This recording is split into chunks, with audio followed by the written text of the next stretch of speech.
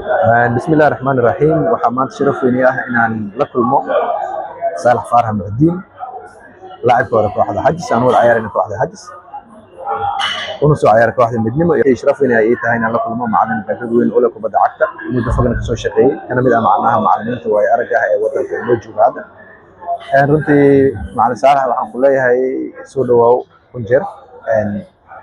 waxaan diyaar u ahay saakay inaad su'aal walba oo aad rabto oo ku saabsan isboortiga iyo wixii ku saabsan waayihiina iyo waayihii dhexe iyo waayihii hore iyo waayihii dambaba intaba waxaan ku leeyahay macallin soo dhawow saakay farxaday ii tahay inaan mar kale kasoo muuqdo janaalkaaga. بسم الله الرحمن الرحيم ما شاء الله marka hore ma hado dhan Allah subhanahu wa ta'ala wax walba awoodiis ay tahay ayay u sugnaatay wax walbana ay ka weyn tahay kana waacsan tahay naxariistiisa alla naxariista muujisanayna macal cabdi aad u maasan tahay waan kaaga mahad celinaa sida quruxda badan macnaha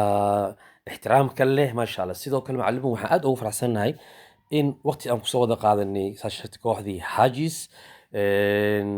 1995 96 ما شاء الله aad iyo aad waxaan kaloo aad ugu faraxsanahay in aad ka mid tahay macallimiinta dalkeena Soomaaliya ma sha Allah soo baxayo dhinaca walba ha noqoto adiga iyo macallin Muraad iyo ma sha Allah sharafi karaamo macallimu su'aalo badan ma wado insha Allah kaliya waxaan rabnaa xaaladaha kubadda cagta saa sheegtay xilligii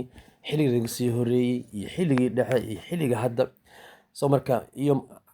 xaaladaha ay marayaan iyo xaaladaha ay soo mareen